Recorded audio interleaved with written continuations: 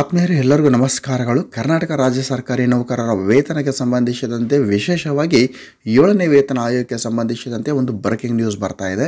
So ಆತ್ಮೀಯರೇ, ಈ ಒಂದು ಹಿನ್ನೆಲೆಯನ್ನು ಗಮನಿಸ್ತಾ ಹೋದಾಗ ಈಗಾಗಲೇ 7ನೇ ವೇತನ ಆಯೋಗದ ಅನುಷ್ಠಾನ ಒಂದು ಹಿನ್ನೆಲೆಯಲ್ಲಿ ಈಗಾಗಲೇ ರಾಜ್ಯ ಕಾರ್ಯಕಾರಿಣಿ ಸಭೆಯು ನಡೆದಿತ್ತು. ಸೊ ಈ ಒಂದು ರಾಜ್ಯ ಕಾರ್ಯಕಾರಿಣಿ ಸಭೆಯಲ್ಲಿ ತಾಲೂಕಾ ಒಂದು ಘಟಕದಿಂದ, ಒಂದು ತಾಲೂಕು ಘಟಕದ ಪದಾಧಿಕಾರಿಗಳು, ಅಧ್ಯಕ್ಷರ ಒಂದು ಘಟಕದಿಂದ ರಾಜ್ಯ ಮಟ್ಟದ ಒಂದು ಪದಾಧಿಕಾರಿಗಳು ಈ ಒಂದು ಕಾರ್ಯಕಾರಿಣಿ ಸಭೆಯಲ್ಲಿ ಪಾಲ್ಗೊಂಡಿದ್ದರು. ಈ ಒಂದು ಸಭೆಯಲ್ಲಿ ವಿಶೇಷವಾಗಿ ಈ ಒಂದು ಎಲೆಕ್ಷನ್ ಏನಿದೆ, ಈ ಒಂದು ಚುನಾವಣೆ ಒಂದು ನೀತಿ ಸಂಹಿತೆ ಜಾರಿ ಆಗೋದಕ್ಕಿಂತ ಮುಂಚೆನೇ ಈ 7ನೇ ವೇತನ ಆಯೋಗದ ಅನುಷ್ಠಾನ ಆಗಬೇಕು. ಸೊ ಆ ಒಂದು ನಿಟ್ಟಿನಲ್ಲಿ ಸರ್ಕಾರದ ಮೇಲೆ ಒಂದಿಷ್ಟು ಒತ್ತಡವನ್ನು ತಂದು ವರದಿ ಅನುಷ್ಠಾನಕ್ಕಾಗಿ ಈ ಒಂದು ಹೋರಾಟವನ್ನು ಮಾಡಬೇಕು ಎಂಬ ಒಂದು ನಿರ್ಧಾರವನ್ನು ತೆಗೆದುಕೊಳ್ಳಲಾಯಿತು. ಸೊ ಈಗ ಬರ್ತಿರುವಂಥ ಬ್ರೇಕಿಂಗ್ ನ್ಯೂಸ್ ಏನಂದರೆ, ಈ ಒಂದು ಹೋರಾಟವು ರಾಜ್ಯ ಮಟ್ಟದಿಂದ ಈ ಒಂದು ತಾಲೂಕು ಮಟ್ಟಕ್ಕೆ ಬರುವಂಥದ್ದಲ್ಲ. ತಾಲೂಕು ಮಟ್ಟದಿಂದ ಅಂದರೆ ಒಂದು ರಾಜ್ಯದ ಕೆಳ ಹಂತದಿಂದಲೇ ಹೋರಾಟವು ಪ್ರಾರಂಭ ಆಗಬೇಕು.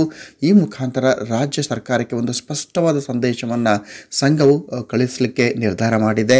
ಯಾಕೆಂದರೆ ಈ ಒಂದು ನೀತಿ ಸಂಹಿತೆ ಏನಾದರೂ ಜಾರಿ ಆಗಿದ್ದೇ ಆದಲ್ಲಿ ಈ ಒಂದು ವರದಿ ಅನುಷ್ಠಾನ ಕನಿಷ್ಠ 6 ತಿಂಗಳು ಮುಂದೂಡುವಂಥ ಸಾಧ್ಯತೆ ಇದ್ದು ಕೂಡಲೇ ಈ ಒಂದು ಹೋರಾಟದ ಒಂದು ಚಾಲನೆ ನೀಡಬೇಕಾಗಿದೆ.